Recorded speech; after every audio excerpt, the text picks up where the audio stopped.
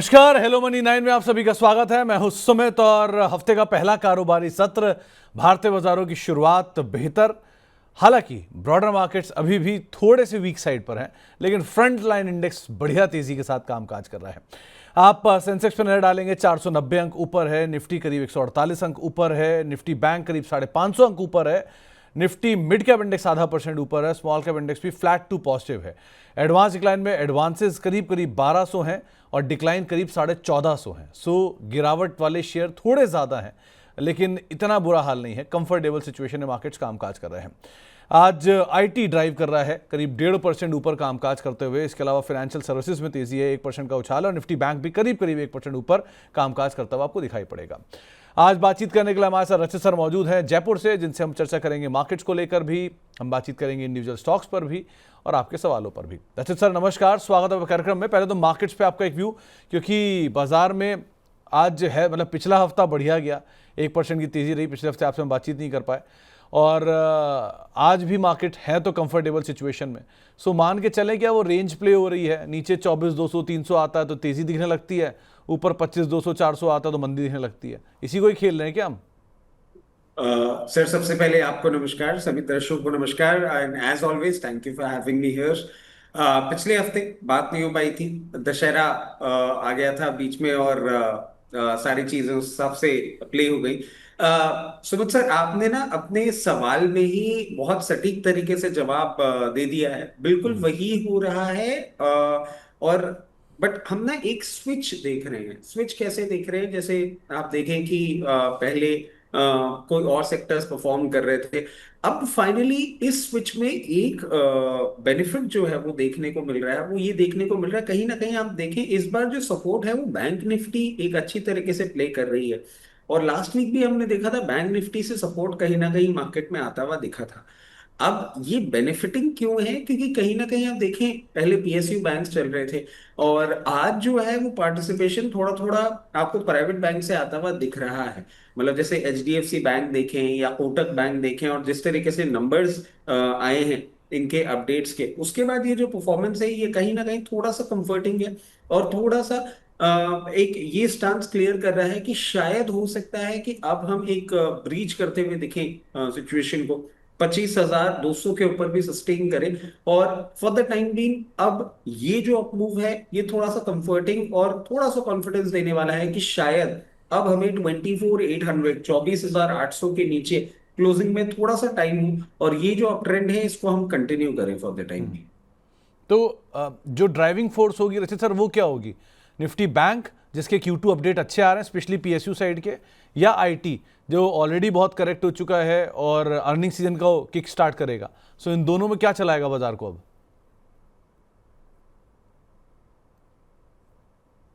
अच्छा सर, सुन पा रहे हो आप? चलिए, शायद उनसे संपर्क फ्रीज हो गया। अभी थोड़ी उनसे दोबारा हम बातचीत करेंगे। लेकिन जो Q2 के अपडेट आए हैं उनमें एक जो स्ट्रॉन्ग ऑब्जर्वेशन रही है कि ज़्यादातर सभी Q2 के नंबर्स में बढ़िया आंकड़े आते हुए दिखाई पड़े हैं पीएसयू बैंकिंग बास्केट के। मिसाल के तौर पे bank of Baroda advances growth 11.5%, PNB advances growth 11%, UCO bank advances growth 17%, IDBI bank advances growth 15%। Even जो पीएसयू बैंक के अलावा स्मॉल बैंक हैं उनकी भी एडवांसेस ग्रोथ काफ़ी अच्छी आई है।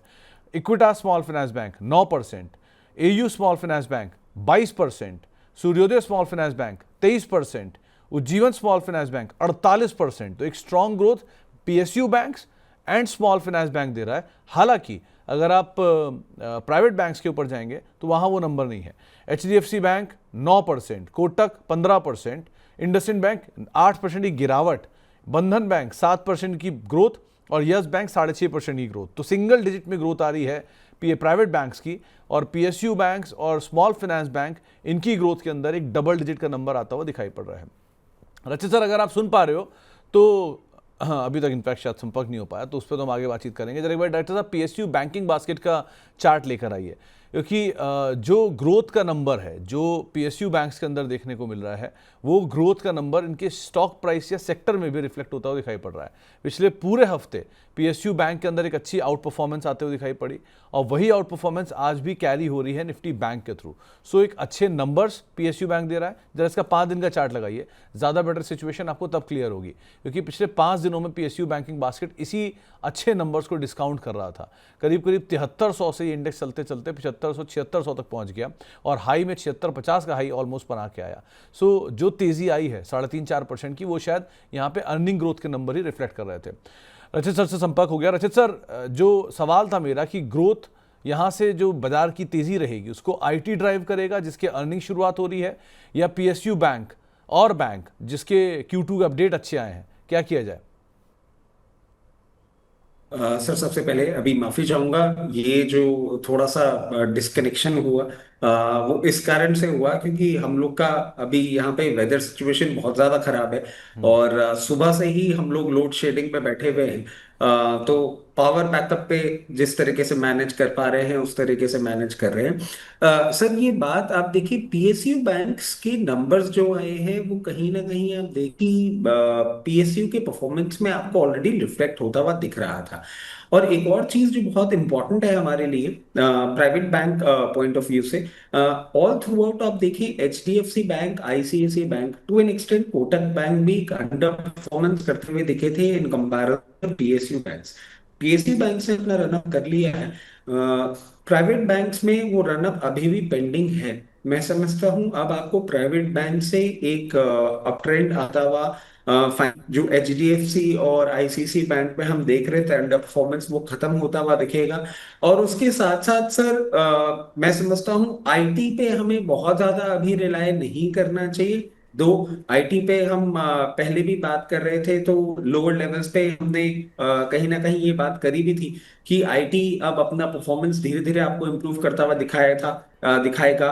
बट वो लेवल्स जो थे, वो लेवल्स पे कहीं ना कहीं ये मीट आउट नहीं कर पाया। और उसके बाद एक हमने देखा है आईटी से हम एकदम से नहीं अभी परफॉर्मेंस की उम्मीद करेंगे। जो हमारी प्रॉब्लम्स चल रही हैं अभी यूएस के साथ, और वो सारी की सारी सिचुएशन जो है वो कहीं ना कहीं एक पूरी तरीके से सरफेस होती भी नहीं दिख रही है।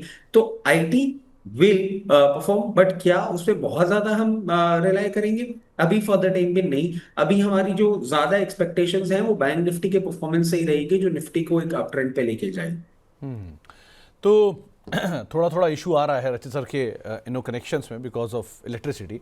आगे ही बातचीत करते रहेंगे रचित सर से। जरा उससे पहले कुछ निफ्टी के टॉप गेनर लूजर आपकी स्क्रीन पर आएंगे। आज निफ्टी को लीड करने वालों में सबसे ऊपर नाम में अगर कहीं आता तो मैक्स हेल्थ केयर अच्छी तेजी में है, श्रीराम फाइनेंस अच्छी तेजी में है, अपोलो हॉस्पिटल और बजाज फाइनेंस यहाँ पर खरीदारी देखने को मिल रही है। गिरने वाले शेयरों की बात की जाए तो आज थोड़ा बहुत प्रेशर जहाँ से आता हुआ दिखाई पड़ रहा है उसमें सेलेक्टिव स्टॉक्स हैं जो कि प्रेशर में कामकाज कर रहे हैं, और वो भी प्रॉफिट टेकिंग की चपेट में जो शेयर हैं उनमें ज़्यादा मूव आता हुआ दिखाई पड़ रहा है डाउन साइड पर। पहला नाम जो बिकवाली वाली साइड पर है उसमें है टाटा स्टील का, जहां दबाव है, अदानी पोर्ट प्रेशर में है, एनटीपीसी प्रेशर में है, और पावर ग्रिड यहां पर दबाव देखने को मिल रहा है। बढ़ने वाले शेयरों में मिड कैप में फोर्टिस आज लीड कर रहा है, बीएससी में तेजी है, नाइका में तेजी है, और पेटीएम खरीदारी में कामकाज कर रहा है। मिड कैप में गिरने वाले शेयरों में आइडिया, प्रीमियर एनर्जी, सेल और आयरेडा यहां पर कुछ हद तक प्रेशर देखने को मिल रहा है। स्मॉल कैप की तेजी में करूर व्यासा बैंक है, नारायण हुदाले है, डिलीवरी है, एस्टर डीएम है जहां पर खरीदारी है। बिकवाली वाली साइड पे है एजिस लॉजिस्टिक्स, जेन टेक्नोलॉजीज, अनंतराज और क्रॉम्पटन जहां पर प्रेशर देखने को मिल रहा है। अच्छा सर, बजाज फाइनेंस इसे कैसे देख रहे हो? एक तरफ जब स्टॉक स्प्लिट हुआ था लगा था कि कूल ऑफ हो जाएगा, लेकिन वहां से भी ये शेयर जबरदस्त चला और अच्छी तेजी दिखा चुका है, क्या करें इसमें? सर देखिए, बजाज फाइनेंस के लिए अभी जो इनके भी अपडेट्स आए हैं बहुत प्रॉमिसिंग थे।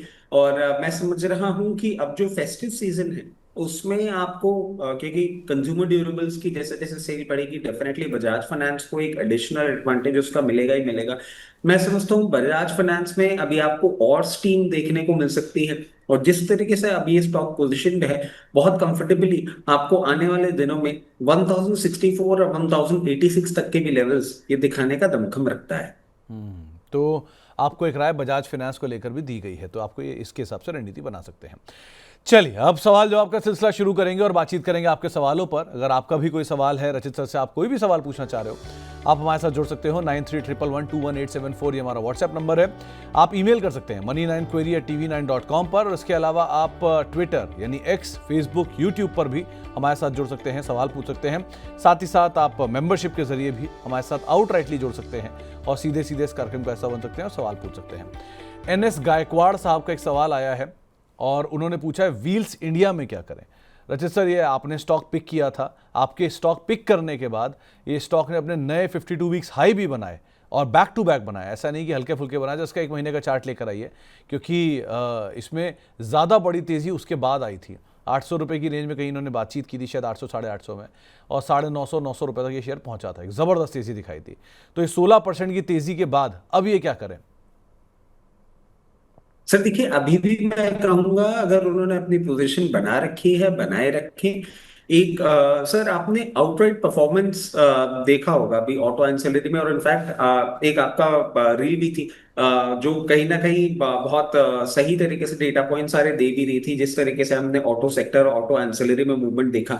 अभी मैं समझता हूँ व्हील्स में स्टीम बाकी है, और डेफिनेटली आपको एक अच्छा अपसाइड अभी इसमें आता हुआ दिखेगा। जैसे कि आप और ऑटो सेक्टर्स को, ऑटो एंसिलरी स्टॉक्स को देख रहे हैं, उस तरीके का परफॉर्मेंस अभी तक पूरी तरीके से नहीं आया है। बिल्कुल अपनी पोजीशन बना के रखें। अभी जिस तरीके से मूव कर रहा है, मैं समझता हूँ बहुत जल्दी आपको 956 और फिर 1024 तक के लेवल्स दिखाने का दमखम रखता है। अपनी पोजीशन बरकरार रखें।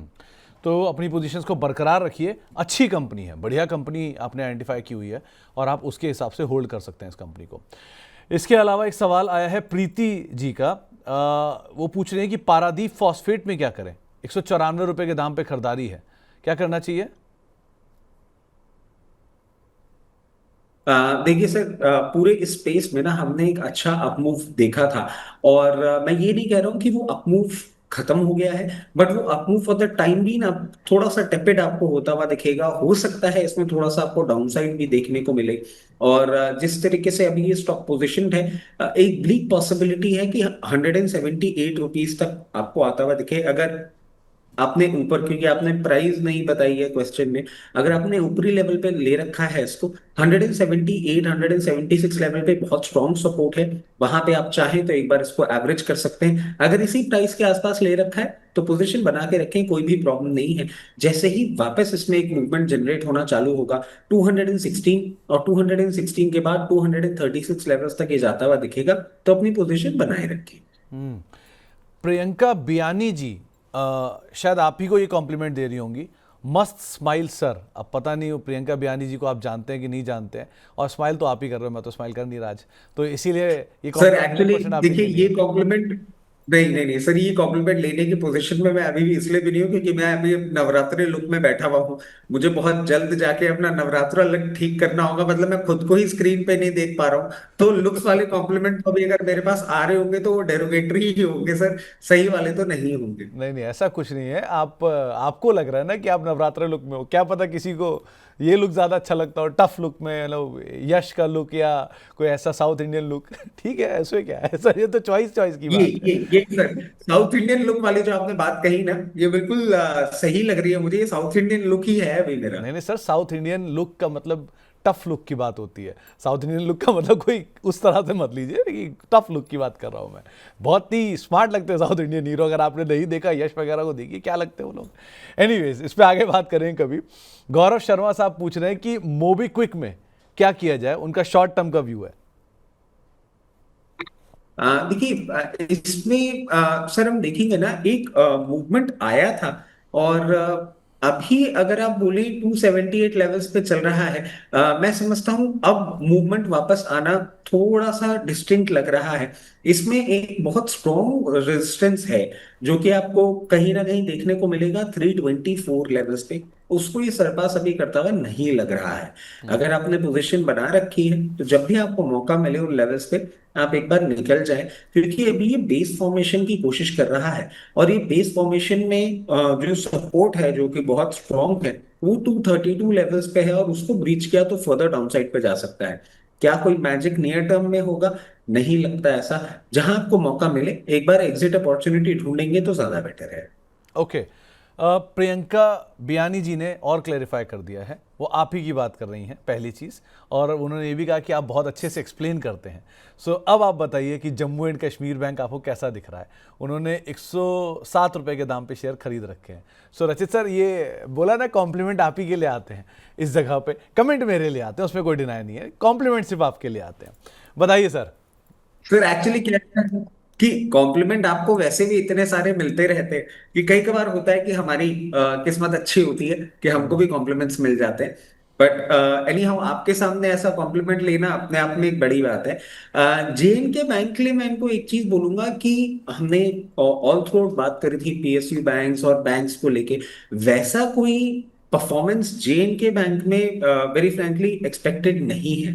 और इन्होंने ले रखा है तो मैं इनको एक ही चीज बोलूंगा, अभी आपको सबसे पहला इंपॉर्टेंट काम करना होगा, इसमें एक स्टॉप लॉस बांध लेना होगा 102 रुपए का। 102 रुपए के नीचे अगर ये बंद होता है तो आपको प्रॉब्लम बढ़ती हुई दिख सकती है।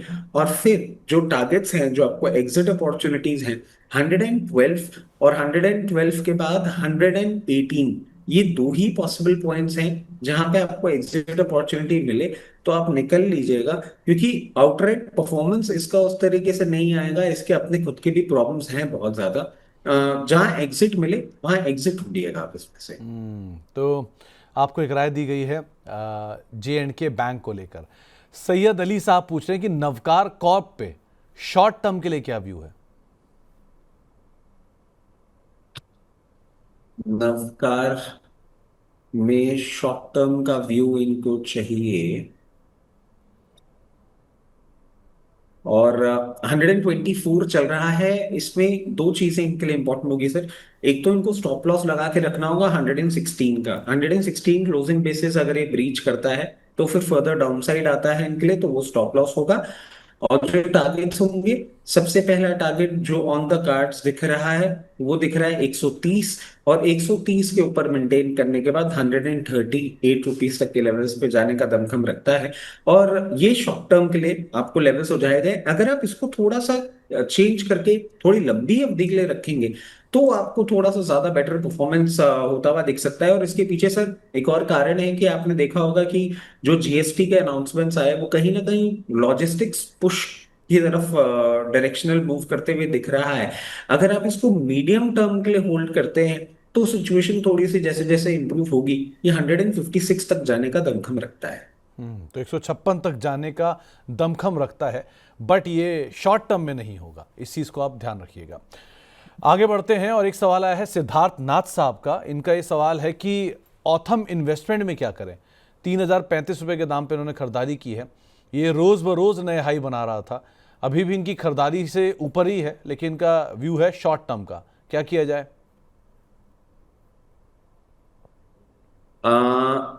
शॉर्ट टर्म का व्यू है 3167 रुपए पे भी नहीं, 3151 आ गया है। देखिए सबसे इंपॉर्टेंट इनके लिए जो चीज होगी सर वो होगी 2980। 2980 will be the stop loss. अगर उसके नीचे ये जाता है तो एक डीप डाउन कट आता है जो कि इसको डायरेक्टली लेके जाता है स्ट्रॉन्ग सपोर्ट के पास 2372। और ये जो गैप आपको दिख रहा है ना, ये क्यों दिख रहा है? क्योंकि जिस तरीके का अपमूव इसने दिखाया है। तो सबसे पहले तो आपको स्टॉप लॉस सुझा दिया गया है। उसके बाद टारगेट्स की अगर आप बात करें तो 3275 सबसे नियर टर्म टारगेट दिख रहा है। मगर इस स्पेस की अगर आप बात करेंगे ना, तो इस स्पेस में ये अभी भी एक अंडर वैल्यूड काउंटर है। अगर आप इसको शॉर्ट टर्म से थोड़ा लॉन्ग टर्म की ओर कन्वर्ट करेंगे और स्टॉप लॉस के साथ पोजीशन मेंटेन करेंगे तो आपको 3800 तक के भी मूवमेंट देखने को मिल सकते हैं इस पर्टिकुलर काउंटर। तो आपको 3800 तक के मूव आते हुए दिखाई पड़ेंगे, बट अगेन नियर टर्म में बहुत ज़्यादा मूव की उम्मीद आप जो लेवल्स बताए गए हैं उनके हिसाब से देख सकते हैं। पुष्कल साहब हमारे मेंबर हैं और इनका एक सवाल आया है कि ईआईएल और आईजीएल क्या शॉर्ट टर्म के लिए ले सकते हैं। आईजीएल तो सर पिछले 5 साल से वही खड़ा है जहां पर था। सो ईआईएल आईजीएल कुछ है क्या इनमें। सर देखिए, ईआईएल की हम पहले बात कर लेते हैं। ईआईएल 197 पे चल रहा है और कोई ऐसा एक्साइटिंग मूवमेंट नहीं आता हुआ दिख रहा है इसमें। मतलब आप शॉर्ट टर्म, क्योंकि सब अभी शॉर्ट टर्म की बात कर रहे हैं ना, शॉर्ट टर्म में we might see better opportunities, value hunting आपको कहीं और मिल सकती है। EIL at the very face of it कोई बहुत स्ट्रॉन्ग मूव करता हुआ तो नहीं दिखा रहा है इन शॉर्ट टर्म। और इसको एक और लेवल आपको मैं सुझा देता हूँ, 206 रुपये क्रॉस करने में और सस्टेन करने में अभी आपको थोड़ी सी प्रॉब्लम फेस होगी। वो लेवल क्रॉस करने के बाद ही कि आप मूव में आएगा, तो it is certainly not an advisable stock for short term. जहां तक हम आईजीएल की बात कर रहे हैं, आईजीएल 207 रुपये चल रहा है। और जैसा कि अभी सुमित सर बता भी रहे थे, ये एक रेंज में ही है। तो ट्रेडिंग बेट्स अगर आप शॉर्ट टू मीडियम टर्म देखें तो कहीं और अगर इन्वेस्ट करेंगे तो ज्यादा बेटर रहेगा। इसमें कोई नियर टर्म मैजिक होता हुआ नहीं दिखता। तो इसमें कोई नियर टर्म का तो मूव की उम्मीद आप मत लगाइएगा, लेकिन हाँ ये है तो दायरे के अंदर ही, पिछले 5 साल से दायरे में, इनफैक्ट इतना बड़ा दायरा दिखा रहा है। सो देख संभल के यहाँ पे काम कीजिएगा। सौरभ गोयल साहब हमारे मेंबर भी हैं, इनका एक सवाल आया है कि एनएसडीएल और बीएससी को 1 से 2 साल के लिए लेने की इच्छा रखी है, क्या लेना सही रहेगा? पहला पार्ट कि बीएससी ऑलरेडी चला हुआ है, दूसरा पार्ट कि शेयर बाजार भी नीचे आया हुआ है तो लोगों का इंटरेस्ट भी अब धीरे धीरे फिजल आउट हो जाएगा। सो वॉल्यूम वैसे डिक्लाइन होने चाहिए आइडली। सो क्या करा जाए इन दोनों में? देखिए एक एक करके लेते हैं। एनएसडीएल आप रेगुलर पब्लिक से इसको इतना ज्यादा, मतलब जो रिटेल इन्वेस्टर है उनसे इतना ज्यादा कनेक्शन नहीं स्टैब्लिश कर सकते, क्योंकि एनएसडीएल का जो पोर्टफोलियो है वो बहुत ज्यादा इंस्टीट्यूशनल बेस्ड है। मतलब आप देखेंगे ना कि इनके पास जितने भी अकाउंट्स हैं, मेजोरिटी पार्टिसिपेशन और इनका जो एसेट अंडर मैनेजमेंट है वो इंस्टीट्यूशंस का है। तो इनका क्वांटम तो डेफिनेटली आपको इंस्टीट्यूशनल पार्टिसिपेशन से कंपेयर करना चाहिए। एनएसडीएल डेफिनेटली आपको इसमें पोजीशन बनानी चाहिए अगर आपका 2 साल का पॉइंट ऑफ व्यू है। इसमें एक रेंज में आपको सुझा देता हूं, 1140 से 1160, 1140, 1160, ये एक रेंज है जो कि नियर टर्म में हो सकता है आपको देखने को मिल जाए। उस रेंज में अगर आपको पोजीशन बनाने का मौका मिलता है, डेफिनेटली आप इसमें पोजीशन बनाते हुए रख सकते हैं। 2 साल में आपको हो सकता है ये 1600 और उसके बाद 1800 तक के भी लेवल्स आता हुआ दिखा सकता है। अब हम बात कर लेते हैं बीएससी की। देखिए ये आपका कहना बिल्कुल सही है कि मार्केट्स में पार्टिसिपेशन कम होगा और वो सारी चीजें, बट वैसे ट्रेड्स अपने हिसाब से ही सारी के सारे एग्जीक्यूट हो रही हैं। और बीएससी के लिए ना अभी एक प्रॉपर न्यूज तो नहीं बाहर आई है, बट एक बातें चल रही हैं कि अभी सरकार को जिस तरीके से एक थोड़ा सा टैक्स कलेक्शन में डेंट देखने को मिला है, तो एक पॉसिबिलिटी है कि और ये बातें चल रही है कि ये जो वीकली एक्सपायरी खत्म करने की बात हो रही थी सेबी की तरफ से, वो तो फॉर द टाइम भी आपको टलते हुए दिख सकती है। और वो बीएससी जैसे स्टॉक के लिए भी एक इंपॉर्टेंट रोल प्ले कर सकता है, क्योंकि इनके रेवेन्यूज बहुत ज्यादा इम्पैक्ट हो रहे थे और वही न्यूज के टाइम से आप देखें ये अंडर परफॉर्मेंस करता हुआ आ रहा था। और अगर वो न्यूज नहीं भी आती है ना, एक बहुत स्ट्रॉन्ग सपोर्ट है बीएससी का, जो कि 1980 रुपए, 1980 के लेवल्स पे आता है। और मैं समझ रहा हूं अगर वो न्यूज अभी थोड़ा सा भी टाइम लेती है या पूरी नेगेटिव भी हो जाती है, 1980 का लेवल्स होगा जहां पे आप बीएससी में अपनी जरूर पोजीशन बना सकते हैं। और अब वैसे इंडियन मार्केट्स इतने डायनेमिक हो गए हैं और इतना इन्फ्लो है रिटेल इन्वेस्टर्स का, कि आप ऐसे मत सोचिए कि अगर मार्केट परफॉर्म नहीं कर रहा है तो ट्रेडिंग फर्टर्निटी, क्योंकि अब एल्गो, इतने सारे ट्रेडिंग इंस्ट्रूमेंट्स, इतनी सारी चीजें हैं, थोड़ा सा आपको मंडेन परफॉर्मेंस दिख रहा है, बट 2 साल जिसकी आप बात कर रहे हैं, मैं समझता हूँ इंडियन मार्केट्स भी ऊपर जाएंगे और बीएससी भी ऊपर जाएगा। तो वो चीज को लेकर आप टेंशन ना लें। आप 1980 में लीजिए, सबसे पहला लेवल जो आपको 2 साल के लिए देखने को मिल सकता है वो होगा 2830, और 2830 के बाद आपको 3200 तक भी जाता हुआ दिख सकता है। सुमित धारा साहब ने पूछा कोला इंडिया लूं क्या? कोला इंडिया तो मुझे समझ में नहीं आया, कोल इंडिया होगा मेरे ख्याल से, ए आगे पीछे हो गया। तो कोल इंडिया कैसा लग रहा है ये आपको? सर कोल इंडिया में आप देखें, कंपनी वैसे फंडामेंटली अच्छी है। और अभी रिसेंट टाइम्स में एक और रिपोर्ट भी आई थी जिसमें यह था कि हम कितना ही रिन्यूएबल रिसोर्सेज और इन सब की बात कर रहे हैं, बट न्यूक्लियर एंड कोल अभी भी हमारे लिए एक बहुत इंपॉर्टेंट रोल प्ले है। न्यूक्लियर तो न्यू एज है, बट कोल और फॉसिल फ्यूल्स हम देख रहे हैं कि इनका परफॉर्मेंस रहता ही है। अब अगर कोल इंडिया आप लेना चाह रहे हैं, दो तीन चीजें आपको समझनी होंगी। एक तो ये शॉर्ट टर्म नहीं हो सकता, ये मीडियम टर्म का इन्वेस्टमेंट होगा। और इस पर्टिकुलर काउंटर के लिए मीडियम टर्म आप मत मान के चलिए कि मैं 2-3 क्वार्टर की बात कर रहा हूं, मैं आपसे बात करूंगा 1-1.5 साल, 2 साल की।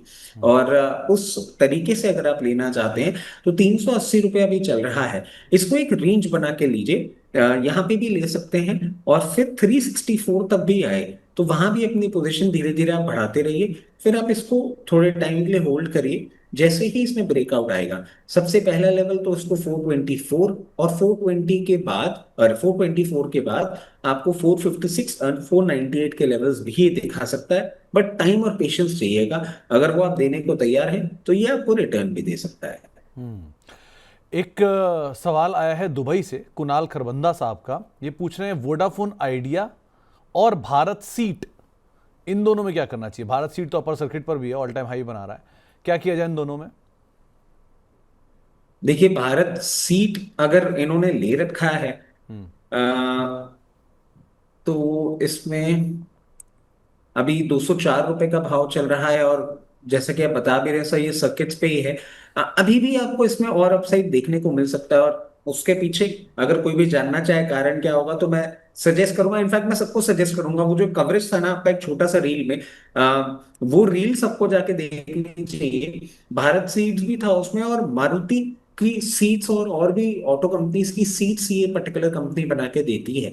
और जितना अब हम मोमेंटम देख रहे हैं, जो एक टसल भी हमको देखने को मिल रही है टाटा मोटर्स और महिंद्रा के बीच में सेकंड पोजीशन को लेके, और जीएसटी के बाद जो अपमूव आया है, मैं समझता हूँ भारत सीट्स अभी आपका और ऊपर जाता हुआ दिख सकता है। और ये कोई बड़ी बात नहीं है, आपको 236 से 248 के लेवल्स पे भी आता हुआ दिखे तो डेफिनेटली अपनी पोजीशन आप इसमें मेंटेन करके रखिएगा।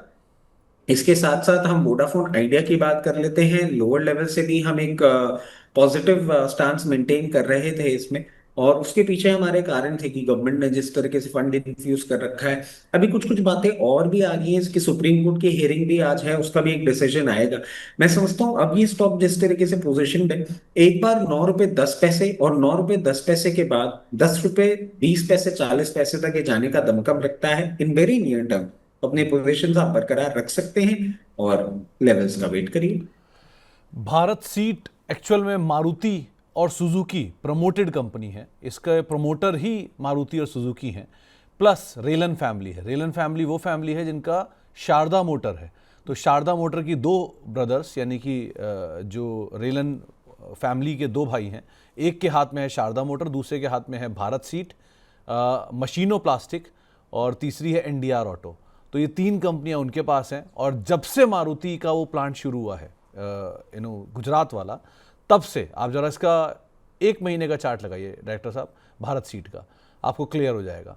मारुति का प्लांट शुरू हुआ था 25 सितंबर के अराउंड, नहीं 25 अगस्त के अराउंड।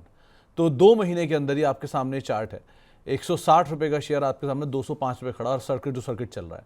लाइकवाइज एनडीआर भी चला है, लाइकवाइज मशीनों भी चला है। तो ये सब लोग इसीलिए चल रहे हैं कि मारुति का प्लांट आया और नई कैपेसिटी, क्योंकि एक्सक्लूसिव सप्लायर है मारुति को, तो जैसे जैसे मारुति कैपेसिटी बढ़ाता जाएगा इनको एक बड़ा बेनिफिट आता जाएगा। तो शायद इसलिए शेयर इतनी अच्छी तेजी दिखा रहा है। आपको राय दी गई है रचित सर की तरफ से, आप अकॉर्डिंगली फॉलो कर सकते हैं। अब एक दो सवाल और लेते हैं। एक सवाल आया है राकेश जी का बेंगलुरु से। इन्होंने अदानी एनर्जी सॉल्यूशन के 950 रुपये के दाम पे शेयर ले रखे हैं, 150 शेयर। क्या करना चाहिए? ये रिसेंटली चला भी है काफ़ी, अभी क्या करें इसमें? सर, अडानी एनर्जी सोल्यूशन की हम बात कर रहे हैं, 950 पे ले रखा है, 921 पे ये चल रहा है। फर्स्ट थिंग फर्स्ट, आपको एक स्टॉप लॉस इसमें लगाना होगा, थोड़ा सा दूर है स्टॉप लॉस बट इंपॉर्टेंट है। 854 का एक ऐसा स्टॉप लॉस होगा जो आपको फॉलो करना होगा।